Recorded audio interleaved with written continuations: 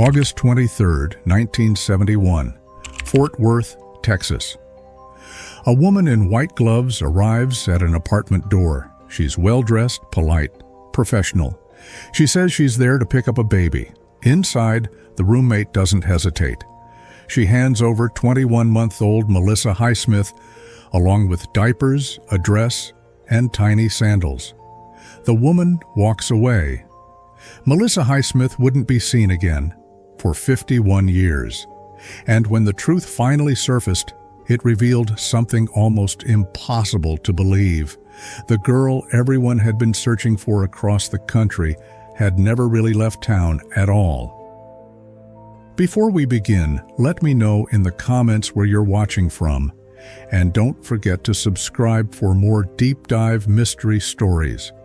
The summer of 1971 was punishing in Fort Worth, the kind of heat that made the asphalt shimmer and turned apartment buildings into ovens.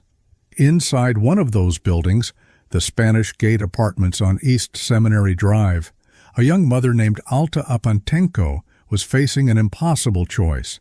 She was 22 years old, recently separated from her husband, Jeffrey Highsmith, working as a waitress at a downtown restaurant, taking double shifts to make rent. And she had a daughter, Melissa Suzanne Highsmith, born November 6, 1969, a toddler with brown hair, hazel eyes, and a distinctive red birthmark on her upper back. Alta needed help. She needed someone to watch Melissa while she worked. In 1971, there were no online reviews, no background checks, no nanny cams. There was the newspaper. So on August 18, 1971, Alta placed a classified ad in the Fort Worth Star-Telegram. It ran for exactly 1 day. The text was simple, practical. Babysitter wanted from 8 to 3:30 days. Spanish Gate Apartments, call after 3 p.m., followed by a phone number. Within hours, the phone rang. The woman on the other end of the line gave her name as Ruth Johnson. Her voice was warm, reassuring, professional. She told Alta she loved children. She said she had 3 kids of her own. She described a big house with a fenced-in yard, swings, a gym set, plenty of space for kids to play. She made it sound ideal, safe, normal. Melissa would probably like it over there better, she told Alta. They arranged to meet. Alta wanted to interview her properly, face-to-face, at the restaurant where she worked.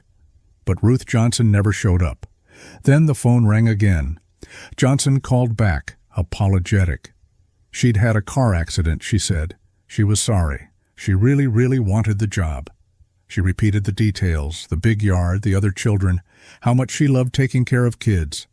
Alta was desperate. She was a single mother, terrified of losing her job. Without that paycheck, she had nothing. So she made a decision that would haunt her for the next 5 decades. She hired Ruth Johnson, without ever meeting her face-to-face. On the morning of August 23, 1971, Alta left early for work. She had to be at the restaurant by 8 a.m.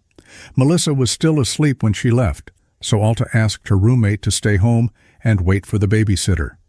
Ruth Johnson was supposed to arrive around 9 a.m., pick up Melissa, watch her for the day, and bring her back between 3 and 4 p.m. when Alta got off her shift.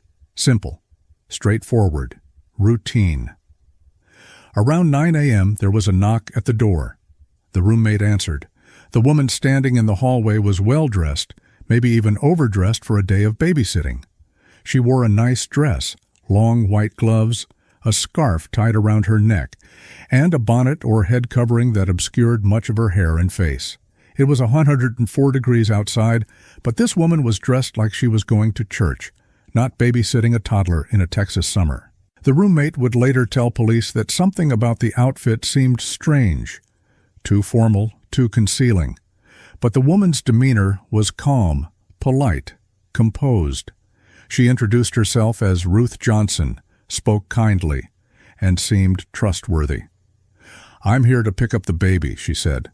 The roommate didn't question it. This was the woman Alta had hired. This was Ruth Johnson. She handed over Melissa, still in her pajamas, groggy from sleep. She packed a small bag, a dress, sandals, diapers to get through the day, and a bottle. The woman in white gloves took the child and walked away. She was never seen again. When Alta returned home that afternoon, the apartment was quiet. She waited. 3 p.m. came and went, then 4 p.m., then 5, then 6. No Ruth Johnson, no Melissa, no phone call. Alta tried the number she'd been given. It didn't work. She realized with growing horror that she had no address, no way to reach this woman, no way to find her daughter. By 8 p.m., Alta was calling the police. The investigation that followed was immediate but ultimately fruitless. Fort Worth police issued bulletins.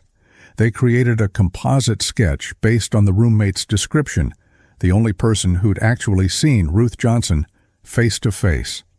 The sketch showed a woman, perhaps in her 20s or 30s, with short dark hair. But the roommate remembered something else, something strange.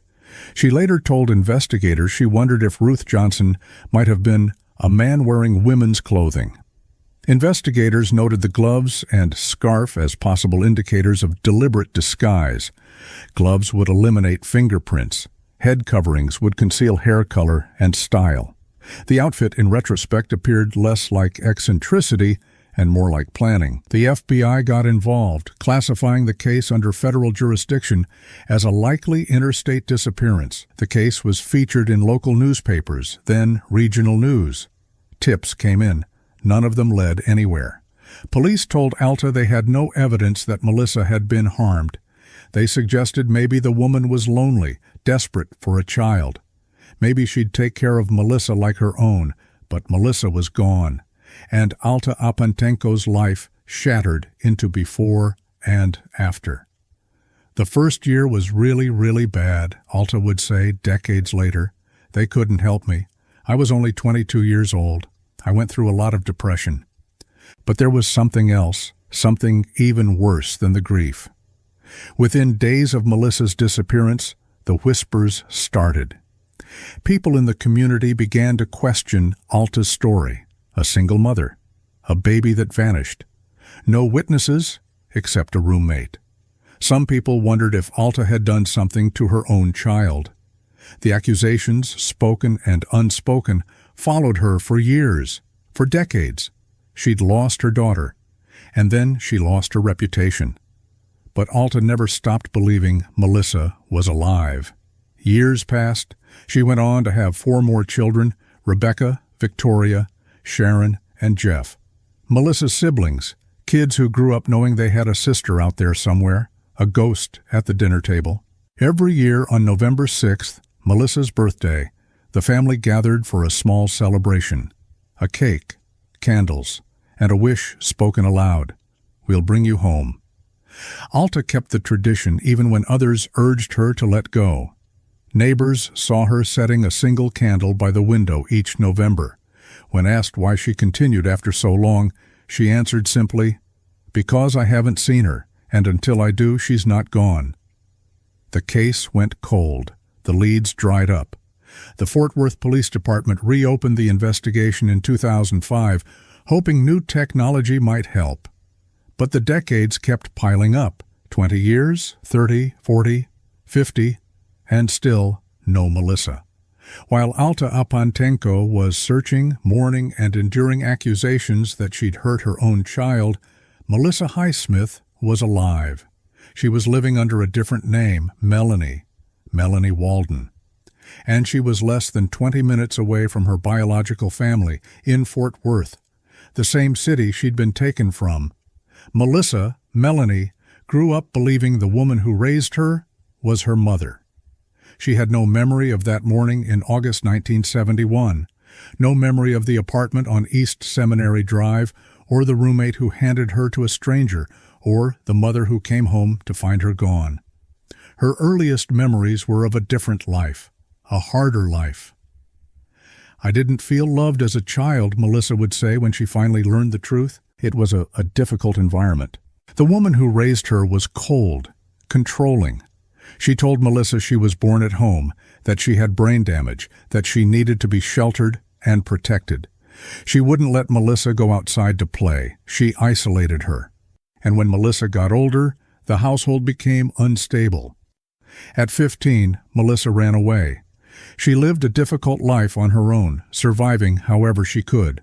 For 17 years after that, Melissa had no contact with the woman who raised her. She built a life, got married, had children, 3 kids. She tried to create the family she'd never had. But something always felt wrong, incomplete, like there were pieces of herself she couldn't access. The woman who raised her had told her she was part Japanese, that her father was Japanese. But when Melissa looked in the mirror, she didn't see it. Nothing quite added up. Still, she didn't question it. Not deeply. Why would she? She had no reason to believe she was anyone other than Melanie Walden. Meanwhile, the Highsmith family never stopped looking, but the system was failing them. By the late 1990s, the Fort Worth Police Department carried more than 1,000 open cold cases, many of them dating back decades. At one point, all missing person files for the department were assigned to a single detective, a logistical impossibility that effectively left most investigations dormant. One detective handling over 1,000 cases. It was impossible to give each one the attention it deserved. Despite this, the family refused to give up. In 2018, Melissa's siblings created a Facebook page called Finding Melissa Highsmith.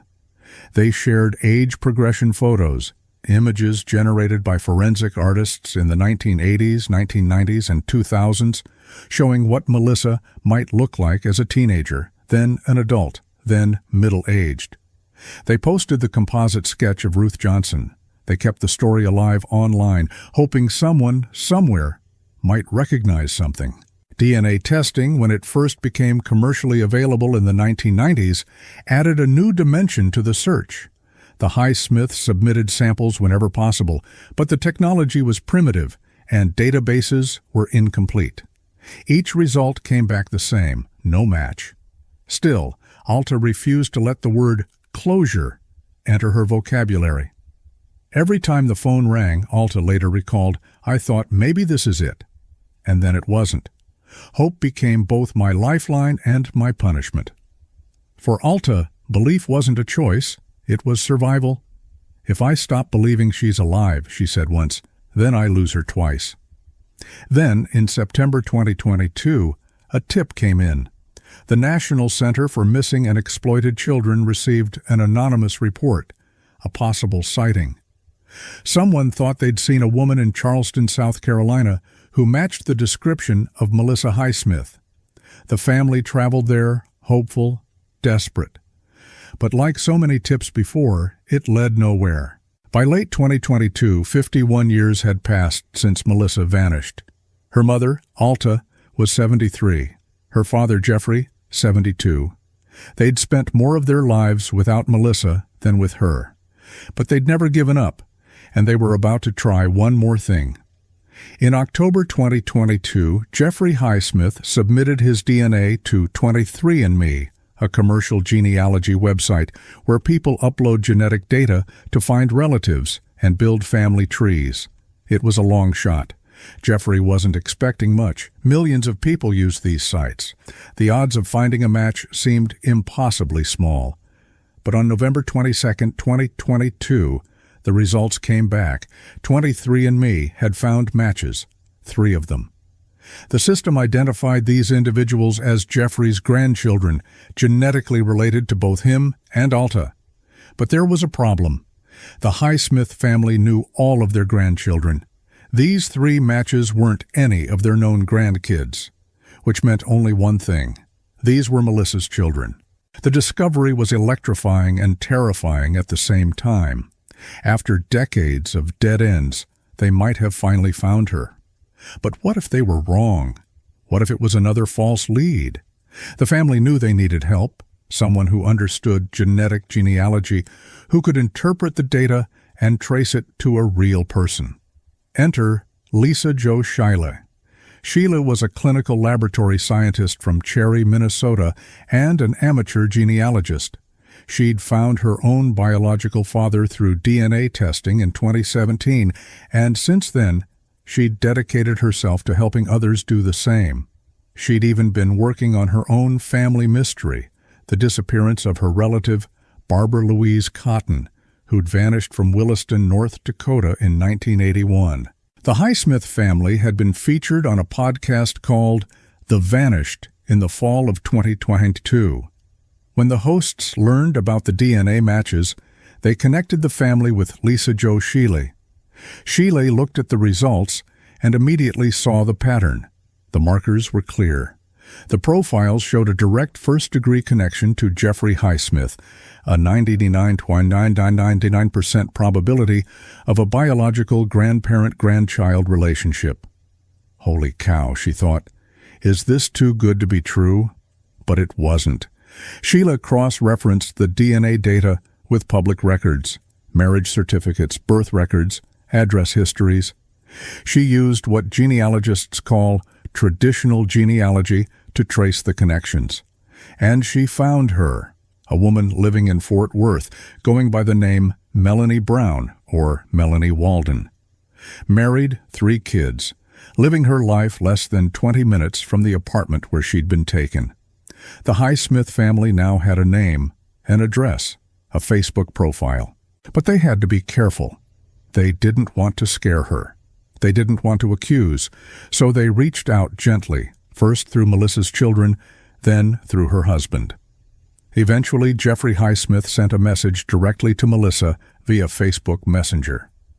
"I've been looking for my daughter for 51 years, he wrote. Melissa's first reaction? She thought it was a scam.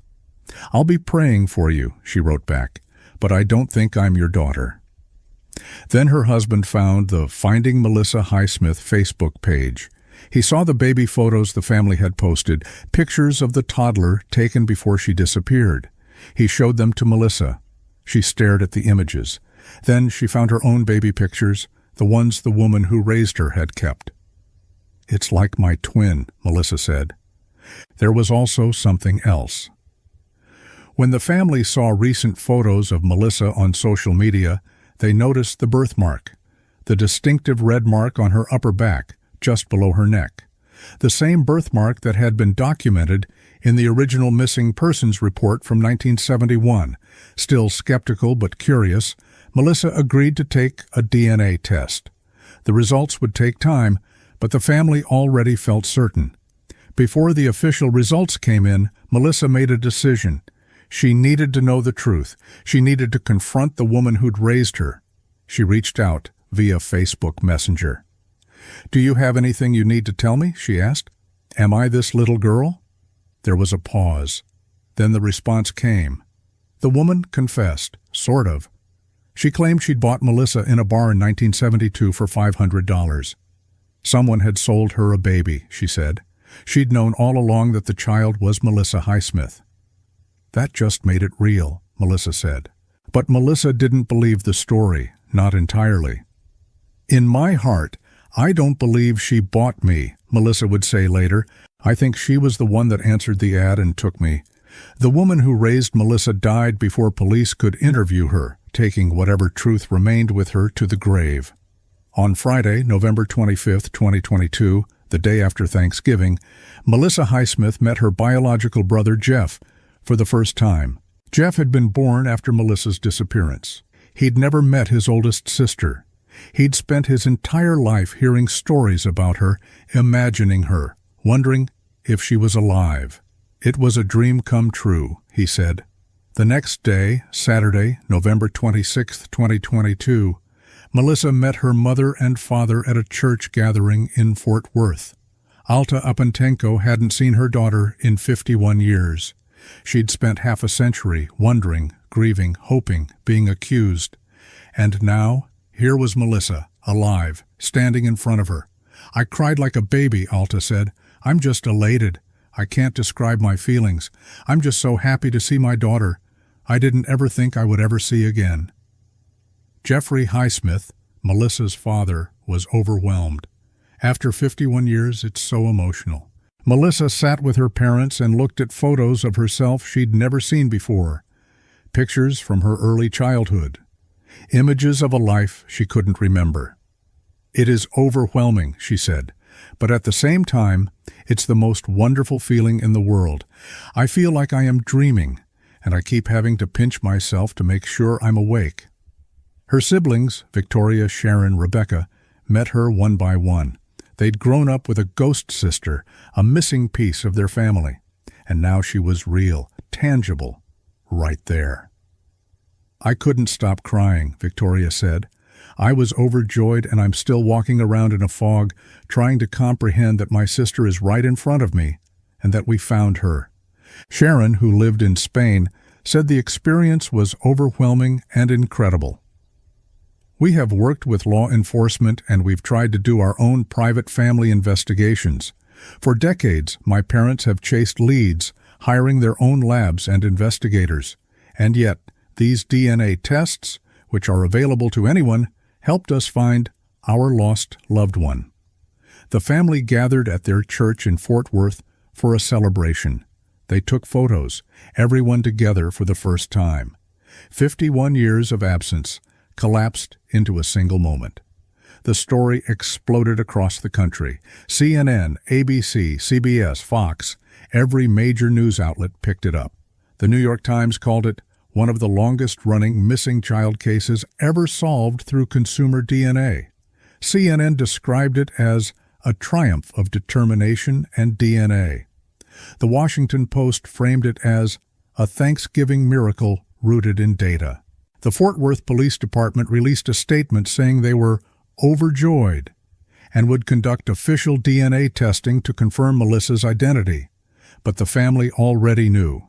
The birthmark, the baby photos, the DNA match, the uncanny resemblance between Melissa's children and the Highsmith family. In the moment we saw her pictures, found out about her birthmark, and realized her birthday is so close to our Melissa, the family wrote on Facebook, we knew beyond a shadow of a doubt that this was our girl. But with the reunion came questions, hard questions, questions about justice. Who was Ruth Johnson, and where was she now? The composite sketch from 1971 showed a woman with short, dark hair. But 51 years had passed. If she was alive, she'd be in her 70s or 80s by now. The family believed the woman who raised Melissa was Ruth Johnson, the same woman who'd shown up at the Spanish Gate Apartments wearing white gloves. Melissa had asked her directly. The woman admitted she knew Melissa was the missing baby. She claimed she'd bought her for $500 in a bar in 1972. But the math didn't quite work. If Melissa was taken in August 1971, why would someone be selling her in a bar in 1972?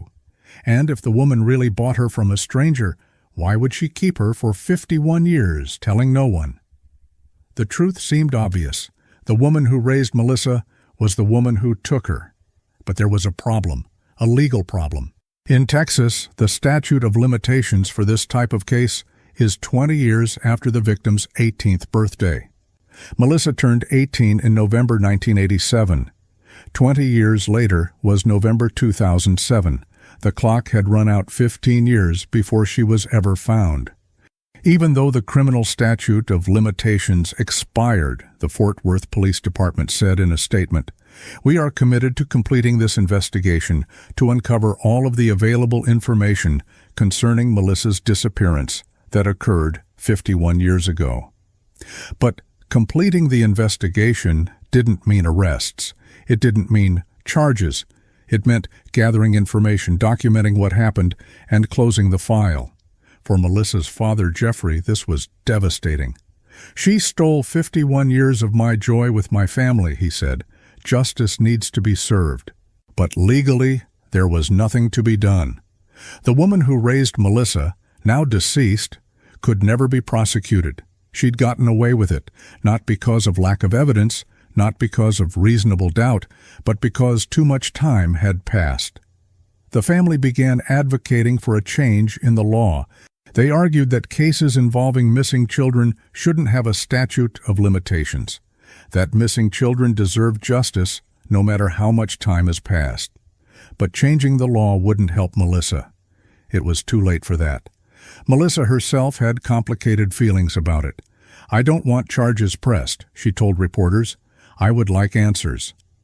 She wanted to speak to the woman face to face. She wanted to know why. Why did you take me? Why did you keep me? Why did you lie to me my entire life?" But the woman wouldn't talk.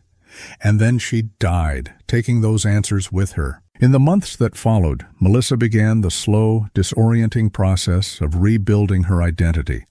She'd spent 53 years as Melanie Walden. That name, that life, was all she'd known. But it wasn't real. It was built on a lie. Everything she'd been told, that she was part Japanese, that her father was Japanese, that she'd been born at home with brain damage, all of it was false. "My whole life was a lie," she said, at a rally for cold cases in Fort Worth. "Everything that I had known before the age of 15, before I left home, was a lie." In May 2023, the Fort Worth Police Department completed their official DNA testing. The results confirmed what the family already knew. Melanie Walden was Melissa Suzanne Highsmith. The match was 99.999%, effectively certain. "It is our hope that this test result will offer additional closure for the Highsmith family," the police said. Shortly after, Melissa appeared before a judge in Tarrant County, Texas, alongside her biological parents. There, she formally and legally changed her name back to Melissa Highsmith. The courtroom, filled with reporters and relatives, erupted in applause as the judge signed the order. She started introducing herself that way. It felt strange at first, like wearing someone else's clothes, but gradually it began to feel right. "I lived someone else's life for 51 years, Melissa said. "Now I have to learn mine." The psychological toll of long-term separation and identity loss is profound. Dr. Elizabeth Loftus, a leading researcher on memory and identity, has described similar cases as living amnesia, not because memory fails, but because the victim's true identity was never allowed to form. For Melissa, what happened to her as a child didn't just steal her from her family. It stole her right to remember who she was. Melissa began therapy and counseling to address decades of trauma. She also reconnected with her 3 adult children, who had grown up believing their mother's early life was unremarkable. "Everything they thought they knew about our family changed overnight," she said. She spent time with her biological family, making up for lost years. Her father walked her around Universal Orlando, something on her bucket list. She planned to renew her wedding vows so her father could walk her down the aisle, something she'd never had the first time. She talked about visiting Spain to see her sister Sharon. "All my life I never really felt like I belonged anywhere," Melissa said. "I finally belong somewhere, and everybody loves me. I just love my family. I just love them so much." But the adjustment wasn't easy. 51 years is a long time. Melissa had her own family, her own children, her own life. She'd survived hardship, instability, and difficult circumstances. She'd built herself back up from nothing, and now she was being asked to integrate into a family she didn't remember, people who loved her but were essentially strangers. The siblings struggled too. They'd spent their entire lives grieving a sister who was frozen in time, forever 21 months old. Now they had to reconcile that image with a real, complicated 53-year-old woman who'd lived through things they couldn't imagine. Alta Apantenko, Melissa's mother, finally had vindication. For 51 years, people had whispered that she'd hurt her baby. Now the truth was out. She hadn't. She'd been a young mother in an impossible situation, and someone had stolen her child. "My mom did the best she could with the limited resources she had," Sharon said. "She couldn't risk getting fired, so she trusted the person who said they'd care for her child. For 50 years, my mom has lived with the guilt of losing Melissa. She's also faced years of speculation and public scrutiny over her baby's disappearance. I'm so glad we have Melissa back." But even vindication couldn't erase the pain. Alta had missed everything: Melissa's first words, her first steps, her childhood, her teenage years, her wedding, the births of her grandchildren, all of it stolen. Still, she was grateful. Grateful that Melissa was alive, grateful that they'd found her, grateful that, after 51 years, she could finally hold her daughter again. "I keep having to pinch myself to make sure I'm awake," Alta said. "It's like seventh heaven. I'm basking. It's a miracle." Melissa Highsmith's case became a symbol, a testament to what modern genetic technology can do. For decades, the investigation had relied on traditional methods: composite sketches, tips, interviews, shoe leather detective work. None of it worked. Melissa was right there in Fort Worth the entire time, but the system couldn't find her. The FBI couldn't find her. The Fort Worth Police Department couldn't find her. But a $99 DNA test did. "Our finding Melissa was purely because of DNA," the family wrote on Facebook, "not because of any police or FBI involvement, podcast involvement, or even our family's own private investigations or speculations." Lisa Jo Sheila, the genealogist who helped interpret the results, emphasized how accessible these tools had become. "This is not the hardest genealogy puzzle I've ever solved," she said. "I hope what I do gives other families the confidence to do the same. Never give up." The Highsmith family became vocal advocates for DNA testing in cold cases. They encouraged other families with missing loved ones to submit their DNA to genealogy databases like 23andMe, Ancestry.com, and GED Match, because somewhere out there, someone might be searching for them. Their Facebook page, Finding Melissa Highsmith, evolved from a single-purpose campaign into a broader resource for others navigating the same labyrinth of loss. The page became a forum dedicated to genealogical tracing, where volunteers and amateur researchers shared advice on how to interpret DNA results from commercial testing services. Messages began pouring in from across the United States and beyond. Some were from parents searching for missing children, others from adoptees seeking biological families.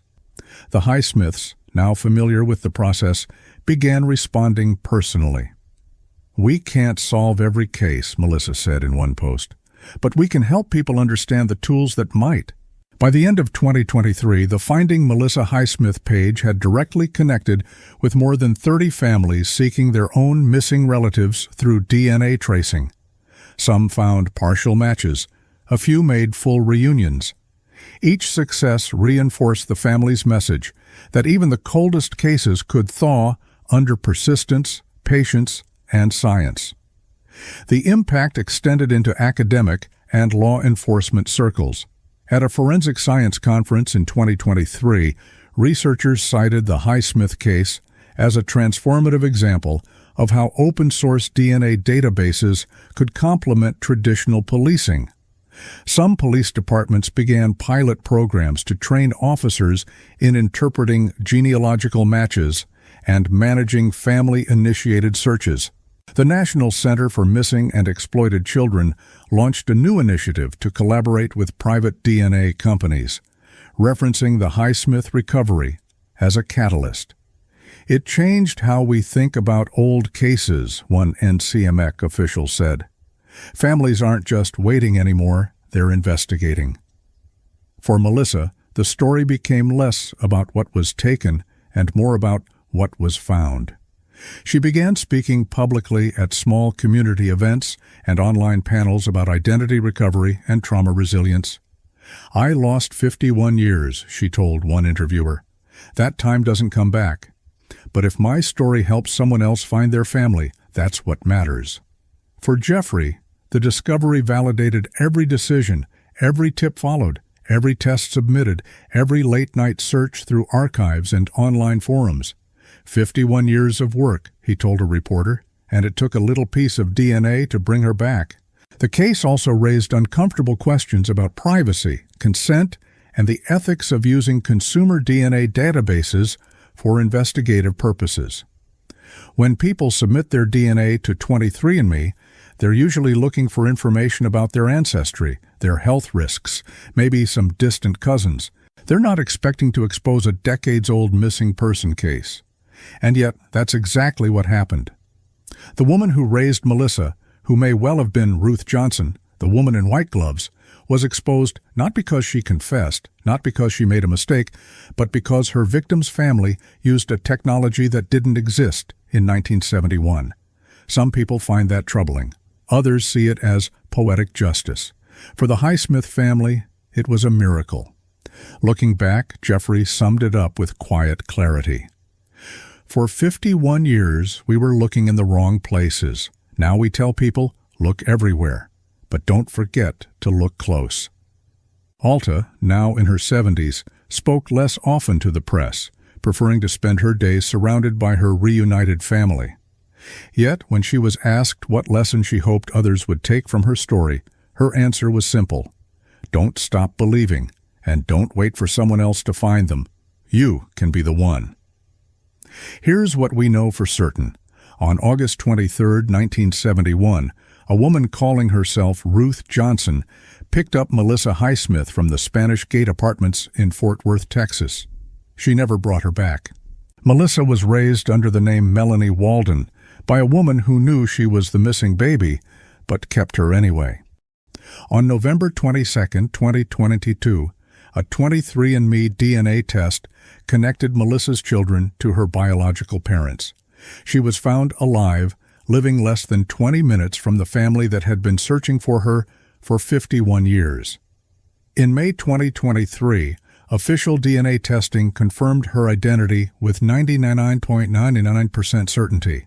The woman who raised Melissa is now deceased. She was never charged with any crime. She could not have been charged even if she'd lived. The statute of limitations expired in 2007. But here's what we don't know. Who was Ruth Johnson? Was that even a real name? Was the woman who raised Melissa the same woman who answered the ad in 1971? The family believes so. Melissa believes so. But there's no definitive proof. Why did she take Melissa? Was it desperation for a child? Mental illness? Greed? We may never know. What happened to Melissa between August 1971 and 1972 when the woman claims she bought her? A year is unaccounted for, and most haunting of all, were there others? Did Ruth Johnson answer other ads? Were other children taken? The Fort Worth Police Department says the investigation remains open, but without the possibility of prosecution, it's unclear what open really means. For the Highsmith family, the story ended with a reunion. But for the broader questions about justice, accountability, and the thousands of other missing children still out there, the story is far from over. Melissa Highsmith's case is extraordinary, not just because she was found, but because of how rare that outcome is. According to the National Center for Missing and Exploited Children, more than 300,000 children are reported missing in the United States every year. Most are found quickly: runaways who return home, custody disputes that get resolved, kids who wandered off and were located. But a small percentage, the ones taken by strangers, the ones who vanish without a trace, stay missing for years, decades, forever. Melissa was one of the lucky ones. Against all odds, after 51 years, she came home. But her story raises a troubling reality. If it hadn't been for 23andMe, would she ever have been found? The answer is almost certainly no. Despite decades of police work, media coverage, and investigative effort, the traditional system failed. It was new technology, genetic genealogy, that finally cracked the case. And that makes you wonder, how many other missing people are out there right now, living under different names, unaware they were ever missing? How many families are searching for someone who's just a DNA test away? The Highsmith family has a message for those families. Never give up hope, chase every lead, believe in science, and believe in family. Because sometimes, against all logic and reason, a $99 DNA test can bring someone home after 51 years. Sometimes the impossible happens. Sometimes the missing are found. And sometimes, as Melissa herself said with quiet certainty, DNA won, but it took 51 years to find me. Thanks for watching. If this story got to you, hit like, share your thoughts in the comments, and subscribe so you don't miss the next mystery. See you soon.